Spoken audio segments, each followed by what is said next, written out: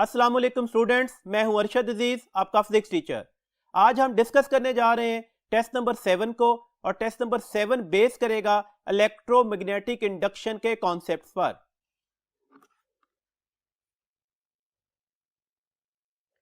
जी students, question number 86 है, a bar magnet is moved at a steady speed of 2 metre per second towards a coil of wire which is connected to a galvanometer. The magnet is now withdrawn along the same path at 4 meter per second. The deflection of the galvanometer is in the. अब देखिएगा पहला case क्या है। First case में ये कहा गया कि एक बार मैग्नेट जो है वो किसी कॉइल ऑफ अ वायर जो गैल्वानोमीटर के साथ अटैच की गई है मूव कर रहा है with the speed 2 metre per second. Obviously इसमें ईएमएफ इंड्यूस्ड होगी, वो लीड करेगी इंड्यूस करंट को। गैल्वानोमीटर में डिफ्लेक्शन करंट को बता रहा होगा। Let's suppose deflection towards right आ गई। अगर हम इसे विदड्रॉ कर लें, मतलब विदड्रॉ करने का है, हम इसकी डायरेक्शन ऑफ मोशन को चेंज कर देते हैं, तो ऑटोमेटिकली अगर डायरेक्शन ऑफ मोशन चेंज हुई है तो डायरेक्शन ऑफ इंड्यूस करंट भी चेंज हो जाएगा। इंड्यूस करंट की डायरेक्शन चेंज हमें कैसे पता लगेगी? गैल्वानोमीटर में डिफ्लेक्शन अपोजिट साइड पर आ जाएगी, पहली बात।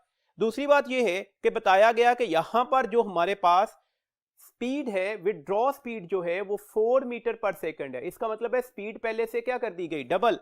और अगर स्पीड पहले से डबल कर दी जाए तो आपको पता है इंड्यूस्ड ईएमएफ, जिसे हम मोशनल ईएमएफ भी पढ़ा है, वो स्पीड के डायरेक्टली प्रोपोर्शनल होता है। दिस मींस दैट करंट भी स्पीड के डायरेक्टली प्रोपोर्शनल में आएगा। दिस मींस दैट हमारे पास अब करंट की वैल्यूज भी पहले से क्या हो जाएगी? डबल हो जाएगी। तो इसके अकॉर्डिंगली हमारे पास करेक्ट ऑप्शन है डेल्टा। मैं डेल्टा ऑप्शन पढ़ता हूं जी। Opposite direction as previously with magnitude of deflection double. Question number 87 है, a coil of metal wire connected with galvanometer is kept stationary in a magnetic field whose magnitude is continuously changing and direction is always perpendicular to the plane of the coil. Then option alpha है an EMF is induced in the coil, option beta है a current is induced in the coil, option Charlie है neither EMF nor current is induced, option delta है both A and B। तो आपको अच्छी तरह से पता है यहां पर मैग्नेटिक फील्ड कंटिन्यूअसली चेंज कर रही है, और अगर मैग्नेटिक फील्ड कंटिन्यूअसली चेंज कर रही हो तो ऑटोमेटिकली फ्लक्स भी क्या करेगा? कंटिन्यूअसली चेंज करेगा। और अगर फ्लक्स चेंज कर गया तो इसमें ईएमएफ इंड्यूस्ड हो जाएगी, और ये इंड्यूस ईएमएफ किसको लीड करेगी? करंट को। तो दैट्स इसका मतलब है करेक्ट ऑप्शन क्या हुई? Both A and B. Current भी इंड्यूस्ड होगा और ईएमएफ भी इंड्यूस्ड होगी, तो करेक्ट ऑप्शन हमारे पास है डेल्टा। नेक्स्ट क्वेश्चन है जी हमारे पास 88, a straight conductor of length 4 meter moves at a speed of 5 meter per second when the conductor moves at an angle of 60 degree with the direction of magnetic field of induction 0.5 Tesla. The EMF induced is, आपने बतानी है अभी EMF की values क्या होगी। Motional EMF का formula लगेगा, formula है VBL sin थीटा। वेलोसिटी की वैल्यूज दी गई 5 metre per second, magnetic induction 0.5 Tesla है, लेंथ की वैल्यूज दी गई 4 मीटर है, और साइन ऑफ 60 डिग्री। आप इसको फर्दर प्रोसीड करते हैं। देखें 4 5 20 हो गए, और ये 0.55 by 10 लिखा जाएगा। This one is 0.866। ये एक जीरो इस एक जीरो से कैंसिल हो गया। 2 5 कितने होते हैं? 10 होते हैं। और अगर मैं 10 को 0.866 से मल्टीप्लाई करता हूं तो आंसर क्या आ जाएगा? That is the 8.66 volt. तो करेक्ट ऑप्शन हमारे पास है बीटा। क्वेश्चन नंबर 89 है, if the flux associated with the coil of 100 turns varies at the rate of 240 weber per minute. याद रखिएगा वेबर पर मिनट्स दिए गए। द ईएमएफ इंड्यूस्ड इज, कितनी ईएमएफ इंड्यूस्ड होगी? तो हमारे पास फॉर्मूला क्या है? Induced EMF is N del phi by del T. कितने नंबर ऑफ टर्न्स दिए गए थे? That is 100। फ्लक्स का रेट ऑफ चेंज कितना दिया गया? 240 वेबर पर मिनट। अब आप इसे सबसे पहले तो सेकंड्स में कन्वर्ट करें। 240 और 1 मिनट में कितने सेकंड्स होते हैं? 60। तो डेट्स ये जीरो इससे कैंसिल हुआ।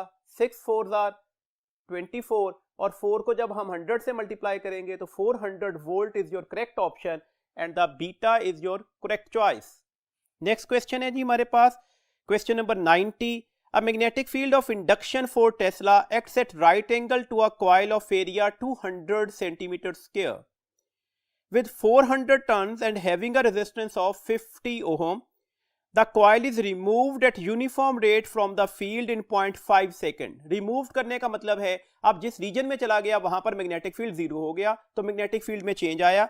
Then the EMF induced is, हमारे पास कितनी ईएमएफ इंड्यूस्ड हो रही होगी, हमारे पास अब इंड्यूस ईएमएफ का फॉर्मूला लिखा जाएगा n del phi by del t, और यहां पर n एज इट इज आ गया, del phi की जगह हमने del ba cos of theta लगाया। अगर एरिया के साथ मैग्नेटिक फील्ड 90 डिग्री एंगल पर है तो वेक्टर एरिया के साथ क्या होगा, 0 डिग्री एंगल, तो डेट्स है cos of 0 यहां पर 1 हो जाएगा, मैंने मेंशन नहीं किया, डिवाइडेड बाय डेल्टा t होगा। नंबर ऑफ टर्न्स 400 दिए गए, मैग्नेटिक फील्ड 4 से 0 हो गई, शुरू में 4 टेस्ला थी, जब रिमूव करके इस रीजन से बाहर निकले तो 0 हो गई। हमारे पास एरिया की वैल्यू 200 सेंटीमीटर स्क्वायर थी, तो मैंने इसे मीटर स्क्वायर में कन्वर्ट किया, डिवाइडेड बाय 0.5 कर देते हैं। देखें ये 10 रेज़ की पावर -4 इन 10 रेज़ की पावर +4 से तो हो गए कैंसिल, ये 4 है, ये 4 से मल्टीप्लाई होगा 16, और ये 2 से मल्टीप्लाई होगा 32, और 32 को हम किससे डिवाइड कर रहे हैं, 0.5 से। 0.5 का मतलब है 5/10, और ये 10 ऊपर जाकर मल्टीप्लाई हो जाएगा, तो डेट्स है ये 10/5 कितना हो जाएगा 2, और 2 को जब मैं 32 से मल्टीप्लाई करूंगा तो ये 64 वोल्ट आ जाएगा। तो हमारे पास करेक्ट ऑप्शन है चार्ली। क्वेश्चन नंबर 91 है, a rectangular loop of wire having 10 turns, each turn with dimension 0.2 metre multiply by 0.5 metre. याद रखिएगा रेक्टेंगुलर लूप है, is placed in a uniform magnetic field of 2 Tesla. The magnetic field is perpendicular to the plane of the loop. Plane of the loop के साथ अगर perpendicular है तो normal to the loop के साथ क्या हो जाएगी, पैरेलल हो जाएगी, तो cos of 0 का फैक्टर 1 हो जाएगा। The loop is move from region number 1 to region number 2 in 0.05 second, और रीजन नंबर 2 अगर आप फिगर में गौर से देख रहे हैं वहां पर b 0 है, तो वंस अगेन डेल्टा b क्या होगा, इनिशियल b की वैल्यूज -0।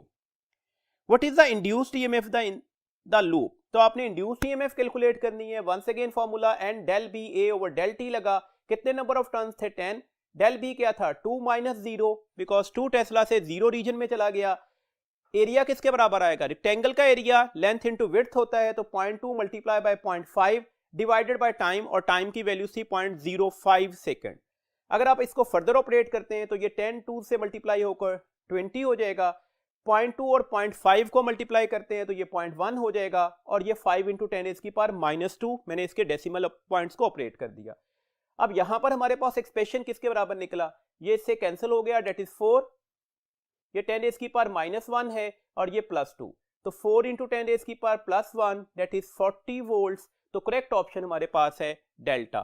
नेक्स्ट क्वेश्चन है जी, question number 92, according to Faraday's law of electromagnetic induction, हमने करेक्ट ऑप्शन ढूंढनी है, कौन सी है। ऑप्शन ए है the direction of induce current, तो Faraday law of electromagnetic induction direction of induce current की कोई ऑप्शन नहीं देता, तो डेट्स ये ऑप्शन हमारे पास गलत हुई, पहला वर्ड ही हमें बता रहा है कि ये गलत ऑप्शन है।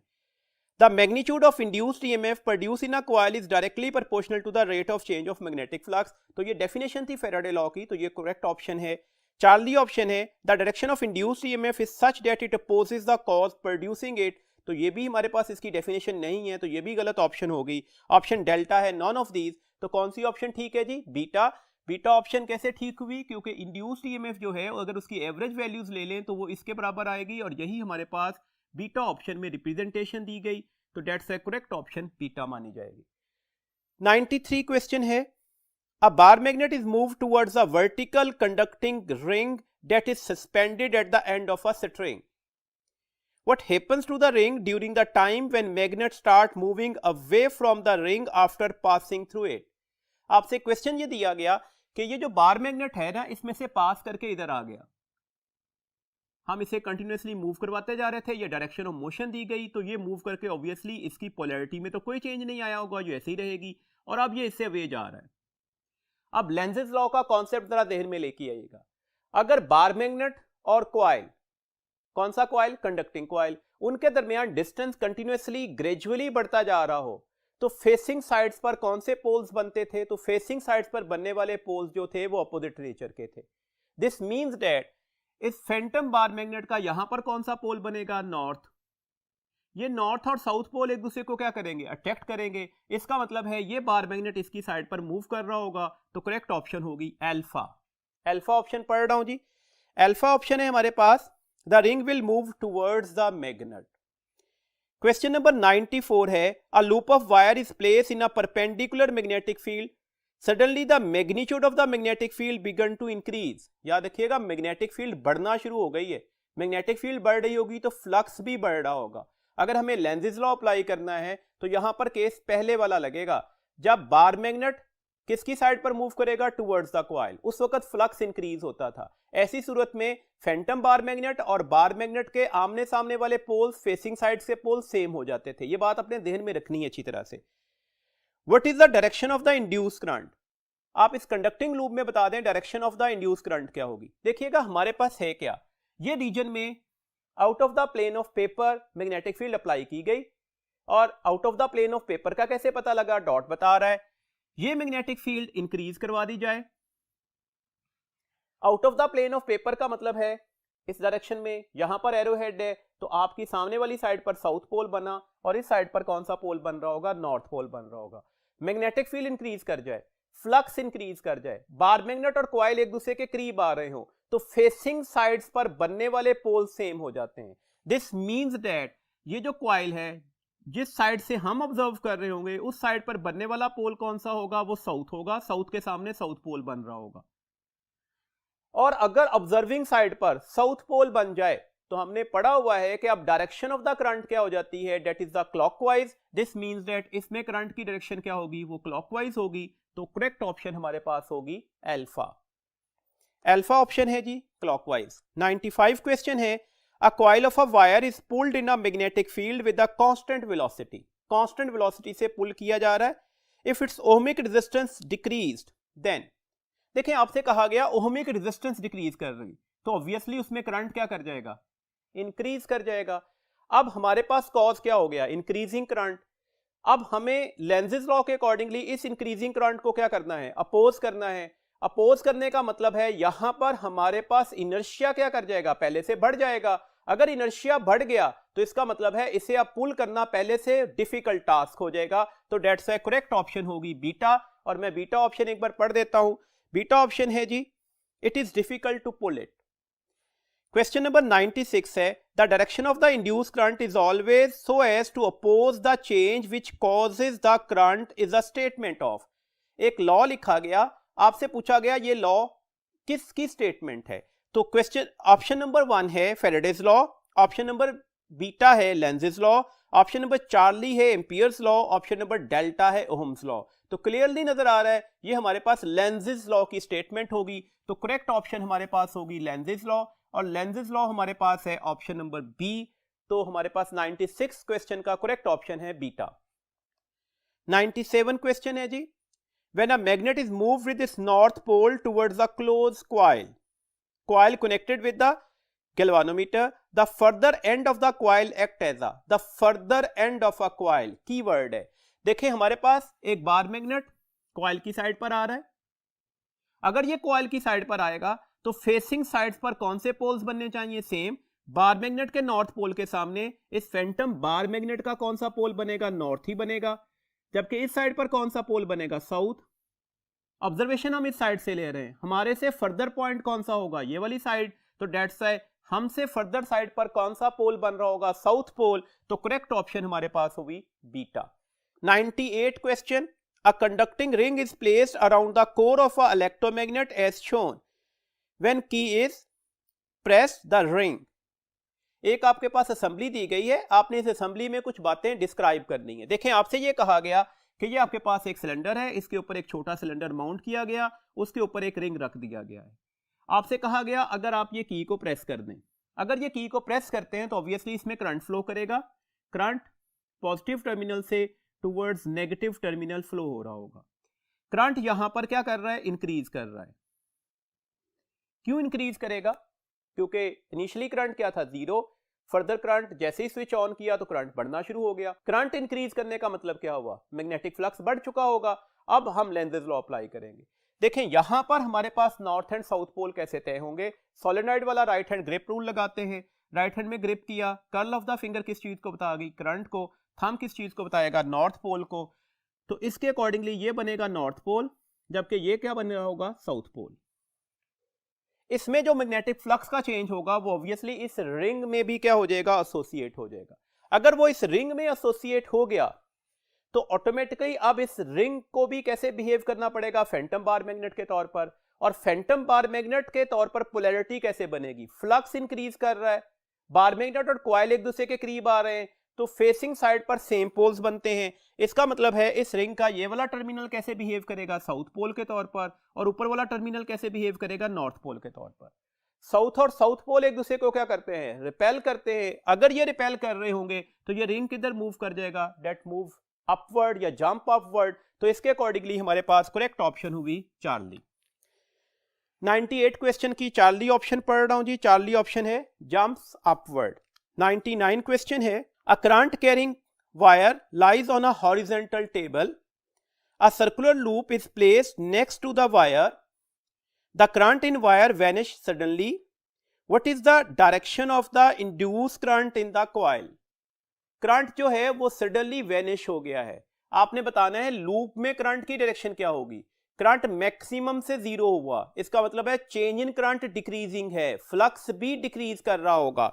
अब देखिएगा ये हमारे पास एक केस था, इसके सामने ये कंडक्टिंग लूप रखा हुआ है, यहां पर हमारे पास इनिशियल करंट कुछ ना कुछ था, जबकि फाइनल करंट जीरो हो गया, तो चेंज इन करंट जो है वो डिक्रीजिंग होगा।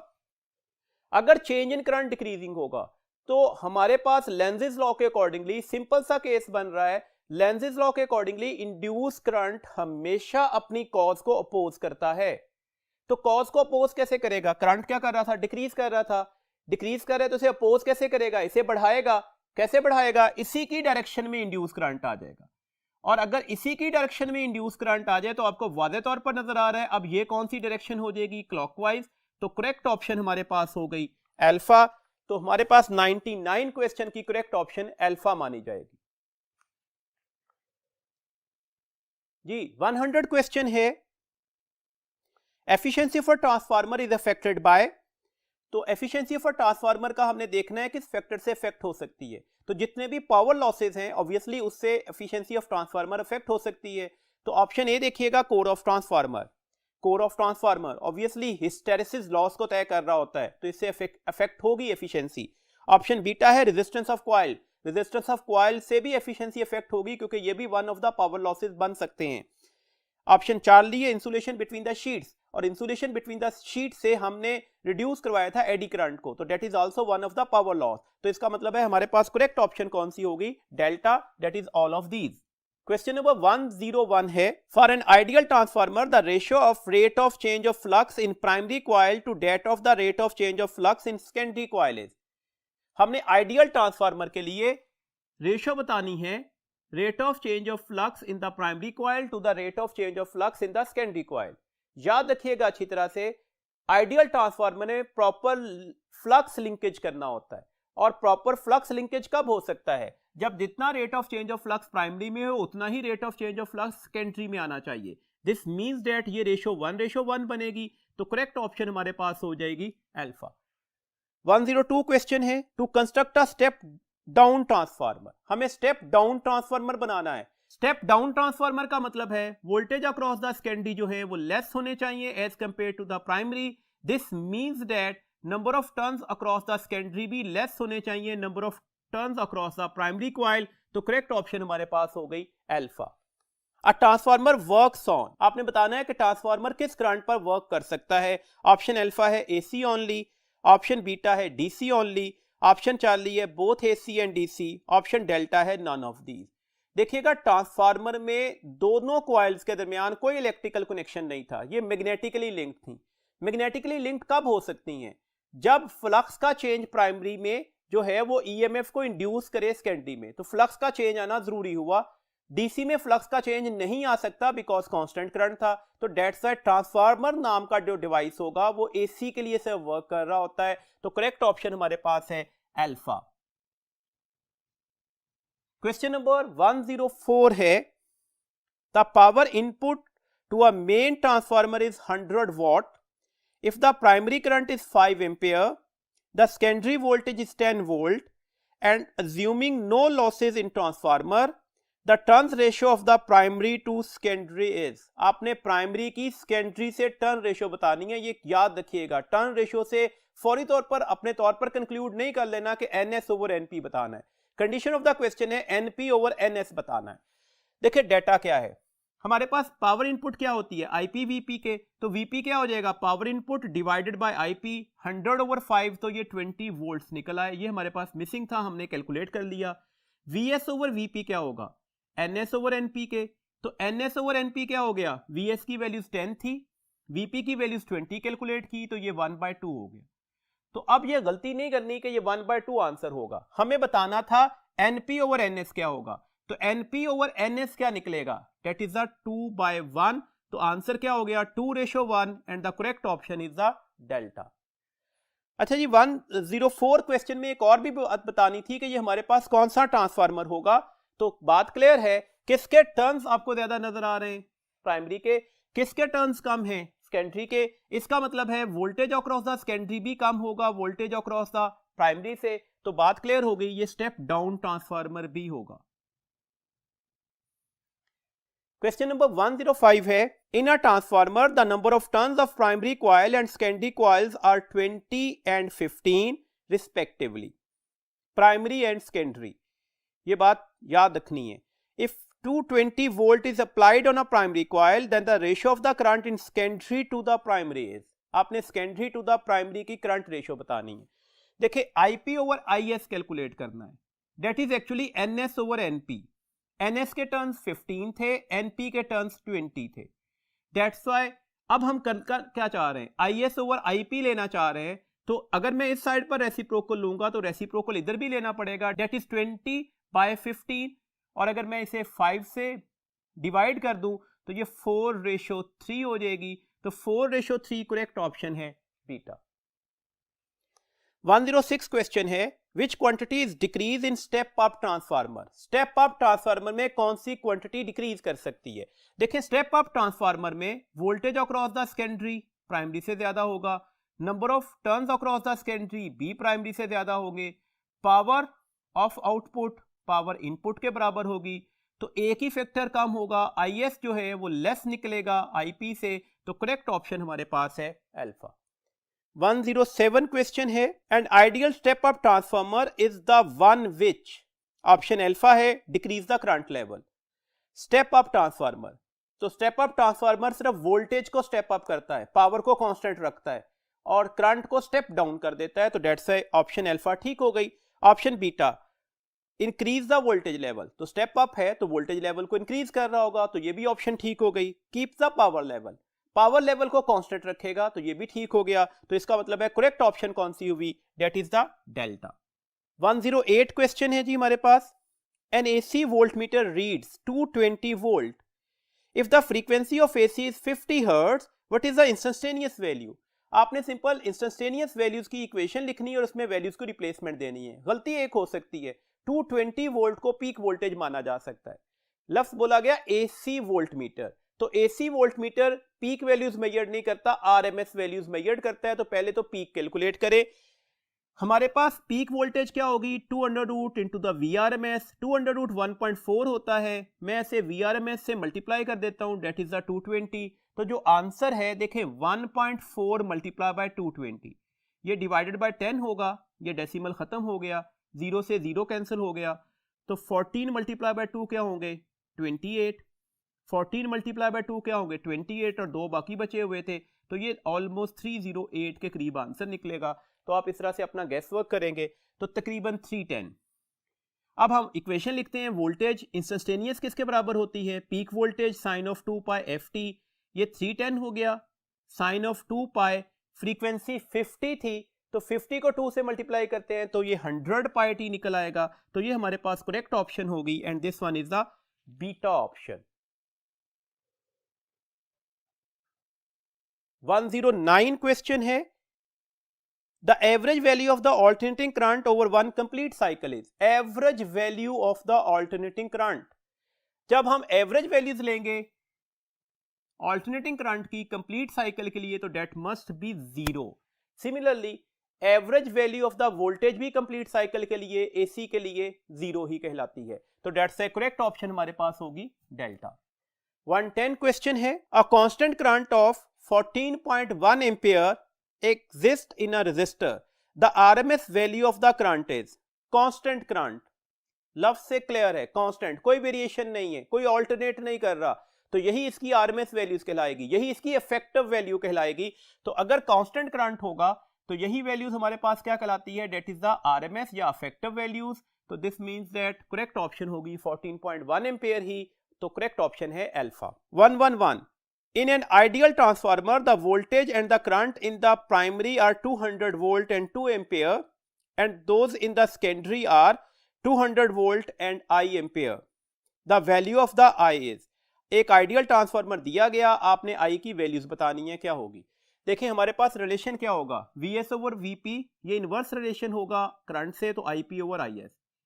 हमारे पास Vs की वैल्यूज दी गई 2000, Vp की वैल्यूज दी गई 200, तो इसके अकॉर्डिंगली अगर मैं इसे सॉल्व करता हूं तो ये 10 निकल आएगा। तो Vs ओवर Vp की जगह हमने 10/1 लिखा, Ip 2 एम्पियर दिया गया था, Is कैलकुलेट करना था। इसका मतलब है जो Is होगा वो किसके बराबर आ जाएगा, 2/10 के।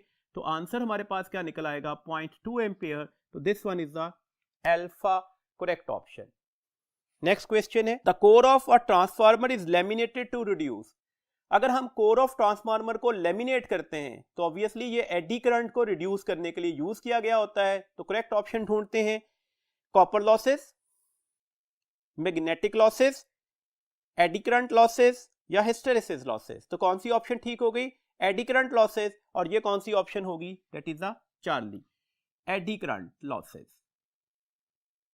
लेमिनेटेड कोर करने का मतलब ही यही होता है कि हम एडी करंट लॉसेस को रिमूव करना चाह रहे हैं। नेक्स्ट क्वेश्चन है हमारे पास 113, by doubling the number of turns of the coil and making the area of each turn half, the magnetic flux linked with the coil is.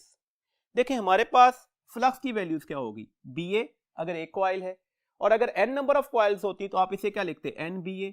आपसे कहा गया इसे डबल कर दें और इसे हाफ कर दें, अब नया फ्लक्स क्या हो जाएगा, दैट इज द 2NBA/2। ये 2 से 2 कट गया, तो answer once again remain same रहा, तो कोई फर्क नहीं पड़ रहा। तो करेक्ट ऑप्शन हमारे पास क्या होगी, that is the delta.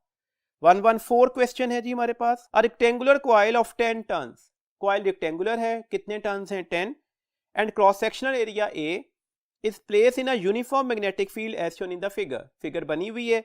The magnetic flux linked with the coil is. आपने बताना कितना मैग्नेटिक फ्लक्स लिंक्ड कर रहा होगा कॉइल के साथ। देखिए आपको क्लियरली नजर आ रहा है B और A में 0 डिग्री एंगल बन रहा है, because both are the parallel. तो कॉज ऑफ 0 1 होता है। कितने टर्न्स दिए गए थे, 10। B है, ये A दिया गया, ये कॉज ऑफ 0 है, तो हमारे पास आंसर 10 इंटू BA आ जाएगा। इतना फ्लक्स इसके साथ लिंक कर रहा होगा, तो हमारे पास करेक्ट ऑप्शन होगी चार्ली। 115 क्वेश्चन है, for which value of the alpha between the plane area of a coil and magnetic field vector the flux reduces to 1/2 times of its maximum value।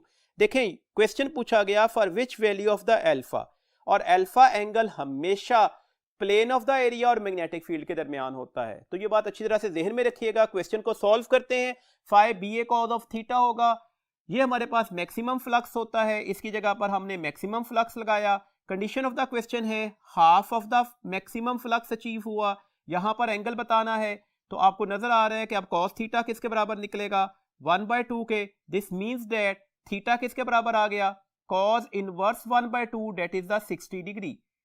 Theta नहीं बताना था, बताना alpha था। Alpha और theta का relation क्या होता है, अल्फा अगर कैलकुलेट करना है तो आपको 90 माइनस थीटा करना पड़ेगा, तो that is 30 degree. Actually theta कौन सा एंगल है, वो एंगल जो मैग्नेटिक फील्ड वेक्टर एरिया के साथ बना रही है। अल्फा कौन सा एंगल है, वो एंगल जो magnetic field plane of the area के साथ बना रही है। तो दैट्स व्हाई इस वक्त हमारे पास करेक्ट ऑप्शन होगी 30 degree, and that option is the alpha. ये था जी टेस्ट नंबर 7। कल इंशाल्लाह ताला इसी यूनिट का टेस्ट नंबर 8 डिस्कस करेंगे। अपना बहुत ख्याल रखिएगा। अल्लाह हाफिज।